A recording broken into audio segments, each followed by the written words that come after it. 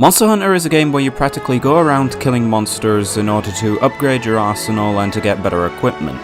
That's only just putting it lightly. There's so much more to this game that I would actually be here for hours just simply explaining what there is to do with this game. But I'm not going to be giving you guys a review for this game today. What I'm actually going to be doing is I'm actually going to be giving you a countdown of each of my favourite monsters in Monster Hunter World. To make sure that this list is fair, I'm only going to be including monsters that were in the base game of Monster Hunter World, so no Iceborne for the time being.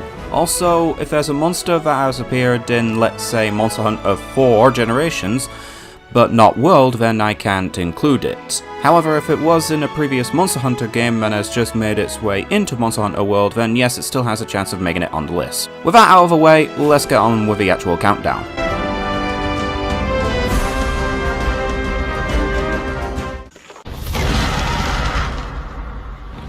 A lot of the times, all you need is a good laugh. You can look at any monster and think that either of them looks cool, badass, or downright terrifying just from their aesthetic image alone.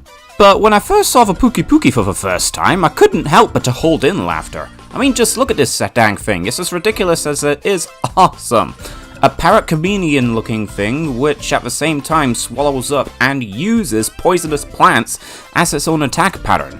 When I first saw this thing, I actually thought that it was going to be drunk on toxic plants and such, and when I saw it being used against me, I was surprised in how right I was. Needless to say, the Pookie Pookie does not push around. As an early game monster, Pookie Pookie can easily keep you on your toes, especially when it comes to the fact that he can turn swiftly on the spot, don't get hit by his tail, tackles you, and attempts to use his claws on you as well. Pookie Pookie has a wide range of attacks in order to keep you on your toes, especially for an early game monster. Even so, at the same time, Master Rank actually lets him swallow up and spit up seeds that you would use against the monsters on you as a little bit of a taste of karma.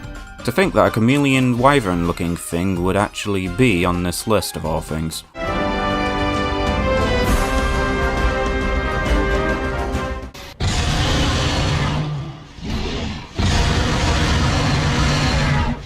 When it comes to trying to learn the advantages and disadvantages of a fight, I don't think any monster can do it more appropriately than the Baroff. The Baroff is solidified with mud all over its body, and the basic concept of this fight is simple. You have to break away its pseudo-armor. This prepares you for other fights in the game as well, as many other monsters will have armoredized body parts that you may want to take into consideration before fighting them. But the Baroff especially is the learning curve for that, because his armor is not only the easiest to break, but also at the same time offers some of the most greatest rewards in this loot that you can earn from it to make the most powerful greatswords or the most busted of hammers. Which almost contradicts this poor fella, primarily because, well, he's not a fighter. The Baroff is practically a docile creature. In fact, when you look at him initially, the last thing you would expect him to be would be an anteater. Yep, you heard me right, this guy is an anteater. So, how well does it reflect in a fight? Holy mother of God, does he know how to put up a fight. His fight may seem a little bit more annoying rather than anyone else in the Monster Hunter games, primarily because of that mud just constantly being lashed on and off all the dang time. But honestly, the Baroff is actually fairly rewarding. With his weak spot only being the arms, I'm not making this up, it is fairly annoying to land a decent hit. However, as soon as you do start landing hits, both you and the Baroff will damn well feel them. Especially when he spits out mud all over the place, tries to headbutt you with his own head, and at the same time just simply using the water and everything around him to his advantage. Also, the guy likes headbutting competitions. Didn't think I'd see that in a Monster Hunter game.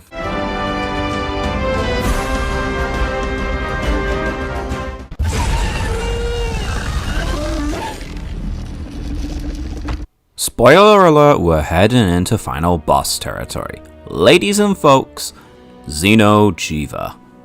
What can I say about this ludicrous boss fight? This is just a feast for the eyes of a final boss fight, and Xeno Jiva's moveset pretty much reflects on that.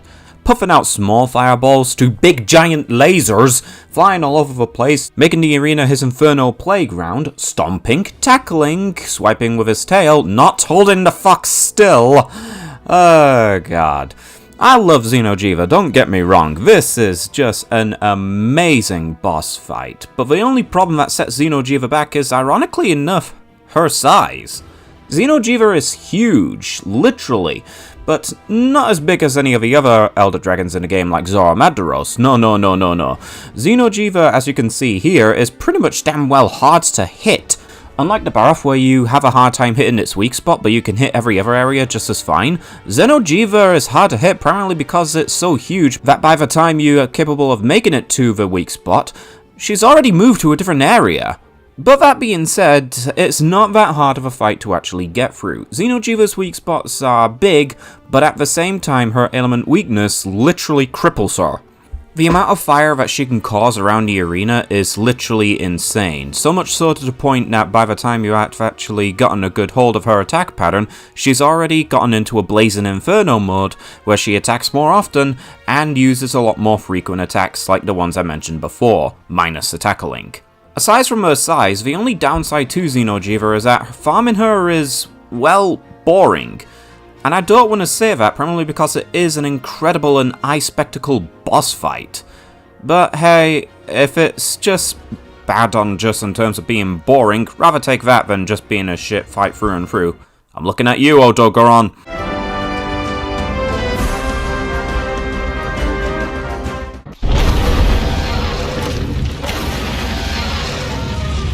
To think all those years ago, in that one E3 press conference at PlayStation, that this would be the first monster we'd be seizing our eyes on. And its reputation has kept itself as being one of the most hoarded animals in the Monster Hunter world to this very date. I'm not joking, just get a match of the Anjanath and see how fast people can join. The shortest time I got for a whole team was 3 minutes. The Anjanath in amongst itself is a formidable boss. It may look like a vulture-themed T-Rex, but it plays a lot more like a grounded fire-breathing dragon. His standard base attacks of just swift turning, biting, and trying to use his feet are dull to say the least, but when he goes into that fire formation mode and just simply starts blasting things up with his fire breath and such, that's when the fight gets all the more ridiculous. Especially when Master Rank just made him have a whole host of aggressive moveset to play along with it. And it's kind of surprising as well, because when you think about it in the long term, Anjanath's moveset is both simple yet easy to get a hold of, yet he's the first hurdle of the game. And I love this guy. This guy may have predictable attack patterns for me now, but honestly, the fact that he can still catch me off guard is still, well, fun. Constantly moving at a pace that will keep me on my toes, and at the same time just using that fire breath of his is already in amongst itself a challenging boss fight. Lobbing off that tail has never been more satisfying, and the fact that you can break his face to get nose bones, I'm not making this up because just look at that ridiculous nose, this makes the Anjanath fight all the more of a very enjoyable fight. So why isn't he higher on the list? Well, I just found the other bosses to be, well, more fun and enjoyable. Especially when it comes to one in particular Tyranno in amongst itself that we're going to see later on down the road.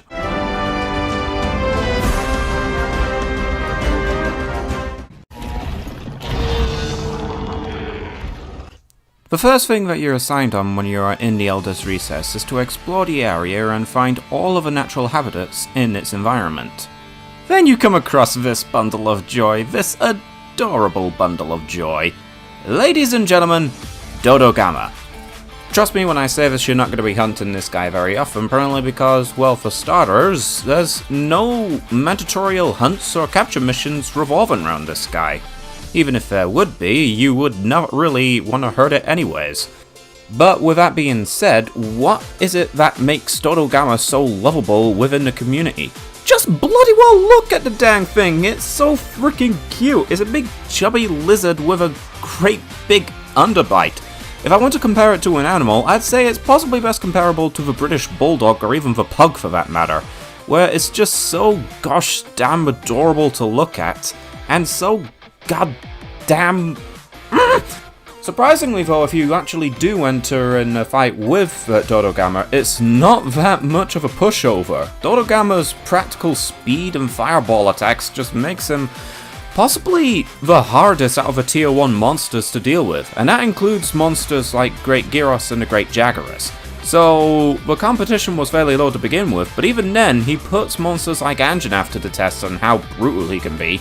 Still though, as I stated, you're going to be leaving this guy be and just watching his beauty all around the area, walking side by side with him, or better yet, capturing him, because you just want to keep this adorable little guy all to yourself. I mean, what else is there to say about this guy? He's so damn cute by the way he just waddles around the arena, gobbles up rocks, and even tells a raffian to piss off. I don't even know what else could make him so much more adorable.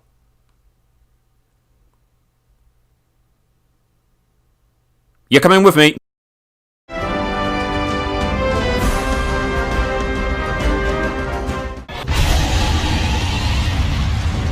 Every series needs its mascot monster. When it's Pikachu from Pokémon, Agumon from Digimon, or in the case of Monster Hunter, the male and female counterparts themselves, Raphaelos and Raffian. These two dragons are... oh god, I have a little bit of a memory with these guys. These were legitimately the first legit monsters in Monster Hunter for the PSP that I seen in the entire game, and as soon as I saw them I realised I had dreadful equipment and I backed out of the quest straight away because I was so terrified of them. But looking at these guys now, they're awesome!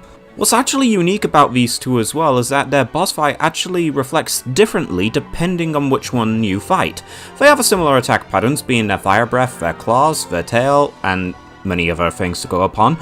But here's the difference. Raphaelos, the male one, is more airborne focus, whilst Raffian, the female one, is more grounded. So each weapon is going to behave differently towards each monster.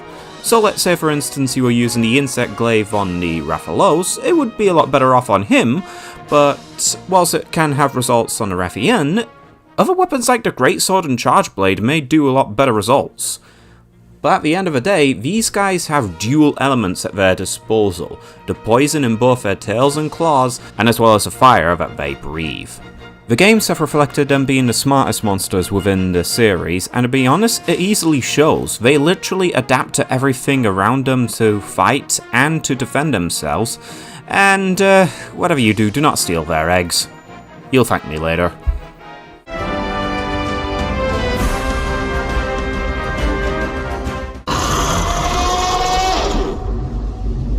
There's usually one point of creativity in any form of game that will automatically sell you on the game as soon as you get through it. For many people, especially when it came to games like Undertale, it was its unique characteristics and of course its delightful humour.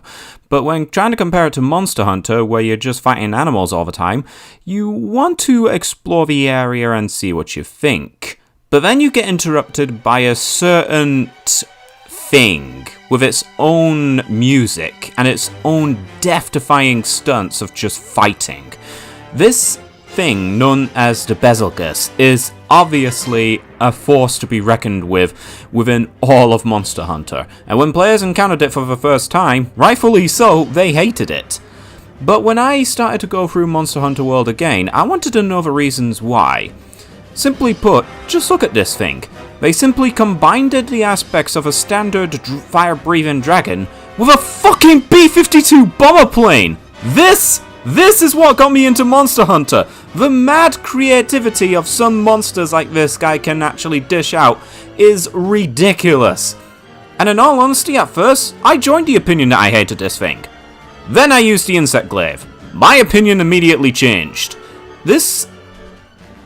whatever the hell you want to describe it as, a P-52, a stealth bomber, a nuisance, is so much joy to fight.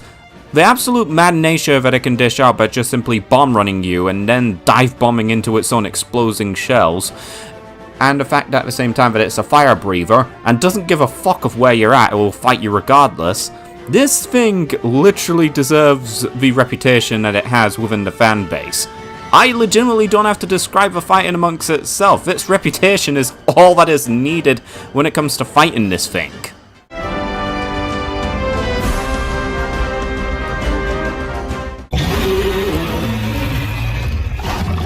There's a flagship monster for any and all game, and for Monster Hunter World, it's this abomination known as Gingante, the Eater of Elders. This behemoth is legitimately a force to be reckoned with. A very basic role he plays in his food chain is to make sure that everything remains intact by making sure that all the Elder Dragons are intact, by simply eating them. So does it reflect in his boss fight? Well, if by calling him a respective boss fight a spiky porcupine dragon, then yes, I'd say it was a respected boss fight. Jokes aside though, Gingante is far from a pushover. Even with Master Rank gear, the standard Gingante alone is still a bit of a nuisance to deal with. Gigante's attack patterns is pretty straightforward. He grows spikes the longer the fight drags on for, and he uses those spikes as his own weapons later on in the fight. Whilst they're remaining their bony colour, they're easy to break, but as soon as they blacken, time's up. The best you can do is delay the inevitable or hope he performs his attack sooner and waste those spikes. Simply put, his attacks pretty much relies on how fast he can stall out his spikes, and when he does, oh god, you best prepare for that big dive bomb attack of his. Funny thing as well is that Gigante is pretty much no slouch even against the other Elder Dragons and will gladly fight them if he so's be. Unfortunately, I couldn't get a single recording footage of it happening, but no, well, beggars can't be choosers. Despite that though, Gigante is fast, he's vicious, and oh god, does he know how to put up a raw fight. Wait, what the? Are you sleeping on the job again? Oh, for crying out loud, wake up!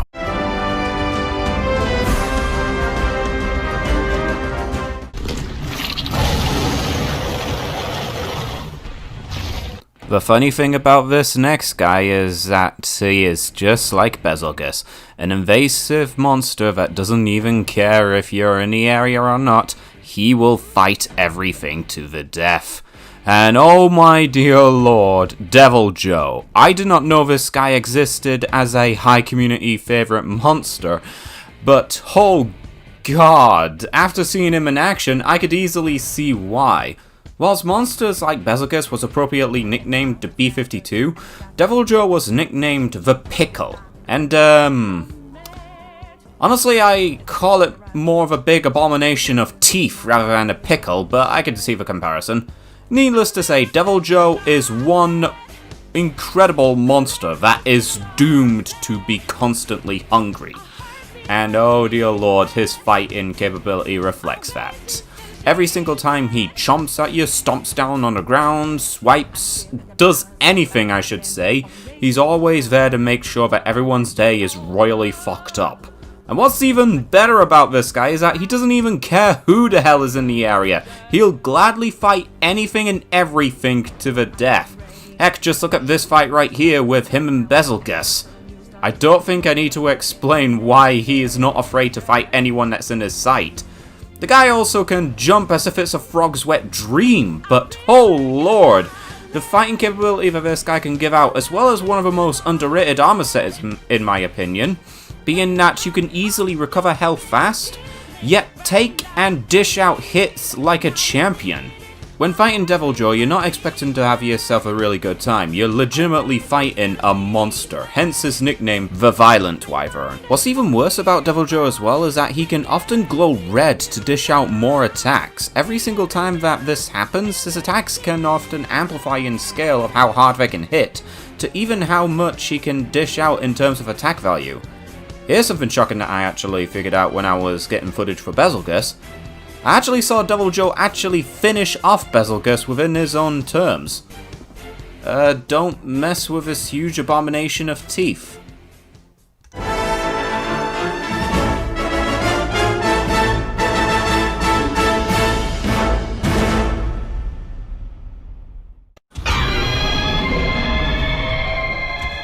As beautiful as they are deadly, the Legianna.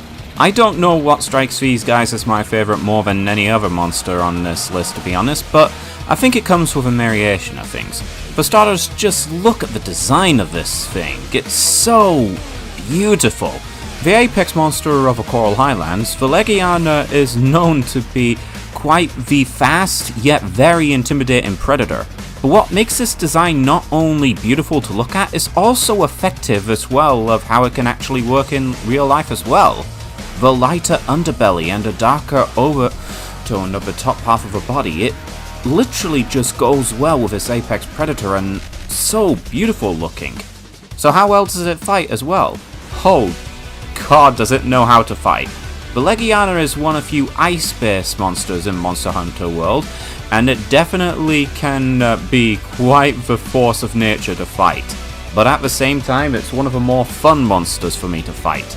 Scratch that, the most fun. The ice status in Monster Hunter World actually has an interesting mechanic in comparison to ice mechanics of the past, where ice mechanics just make you remain frozen in place for such a long period of time, so much so that they do the dismal job of not letting you be sorted free if somebody just hits you. Ice actually plays a different role, where if you get hit by the ice mechanic, you recover stamina on a less regular basis. That is how you do an ice monster. And Legianna as well is so damn fast and satisfying to fight. The basic attack of just swiping her tail is just already good enough, but when it comes to the other aspects of her flying about, and as well at the same time seeing her wingspan just puff out more ice, lashing out, and even switching between fighting on land and fighting in the air, gives this monster the perfect diversity to fight. Hence the reason why this is one of my favourite monsters. I can fight it with any weapon, and can be satisfied with it. What's actually kind of surprising about the Legianna when you actually fight it is that its armor in low rank is actually the best from there on out, and when you get to high rank, its armor can be very, very satisfying to use with some of the more agile weapons in the game, like the longsword and even the bow. I have fun with this monster. My name has been Raging Raven, and until next time, I bid you all adieu.